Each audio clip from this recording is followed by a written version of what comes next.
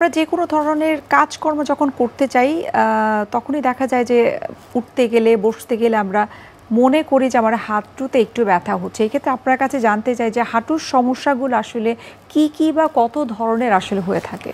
আমরা হাঁটুর সমস্যাকে 3 ভাগে ভাগ করি। প্রথমত জন্মগত যদি হাঁটুর সমস্যা হয় সেটা নিয়ে আজকে অবশ্য বিস্তৃত আলোচনা করব না, কিন্তু যে সমস্যাটা সবচেয়ে বেশি হয় সেটা হচ্ছে অল্প বয়সে সমস্যা হাঁটু এবং বেশি বয়সের সমস্যা।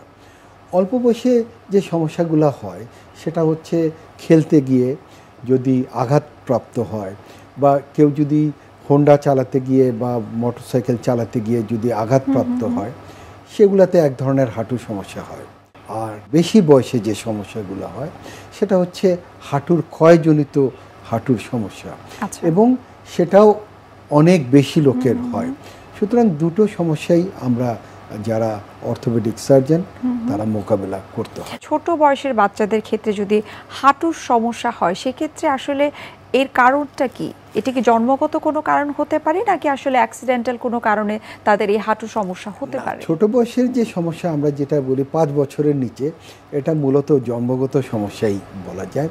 জন্মগত যাদের প্যাটেলা ডিসলোকেশন হতে পারে বা আকৃতিগত সমস্যা হয়, হাঁটুর আকৃতিগত, অথবা কারো কারো জন্মগতভাবে হাঁটু ভাঁজ করতে পারে না, এ ধরনের সমস্যা আছে।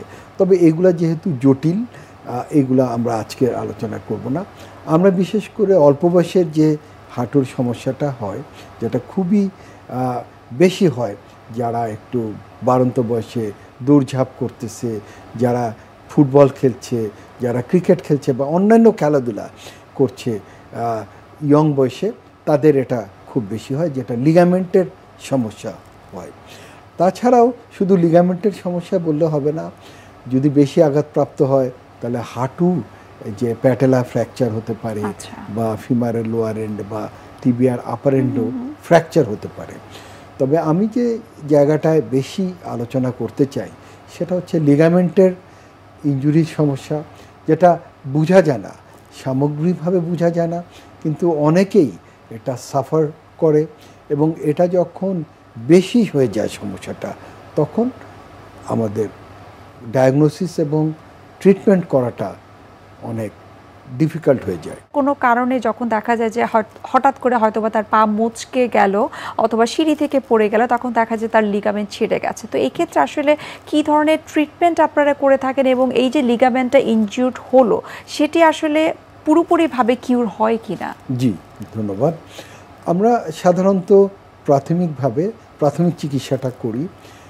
ইনজুরি যেমন আমরা রেস্ট দেই, আমরা আইস অ্যাপ্লিকেশন করি, আমরা ইমোবিলাইজার অ্যাপ্লাই করে যাতে মুভমেন্ট না করা যায় সে ব্যবস্থা করি, এবং এটা ফুলা কমার, যতদিন ফুলা কমে যায় সে পর্যন্ত আমরা সাধারণত 2 থেকে 3 সপ্তাহ অপেক্ষা করি। তারপরে আমরা যদি দেখি যে সমস্যাটা সমাধান হচ্ছে না, তখন আমরা আবার এক্সামিন করি, পুরোপুরি হাত ধরে এক্সামিন করি, বসিয়ে উঠিয়ে এক্সামিন করি, এবং তখন যদি প্রয়োজন হয় তখন অনেক সময় আমরা এমআরআই করি। হাঁটুর এমআরআই করলেই একমাত্র বোঝা যায় যে হাঁটুর লিগামেন্টটা ছিঁড়ে গেছে কিনা। তাছাড়াও যদি আমরা অ্যাসেসমেন্টটা অনেক সময় আমরা পেয়ে যাই যে হাঁটুর এসিএল বা পিসিএল যদি ছিঁড়ে যায়, অ্যাসেসমেন্টও পাওয়া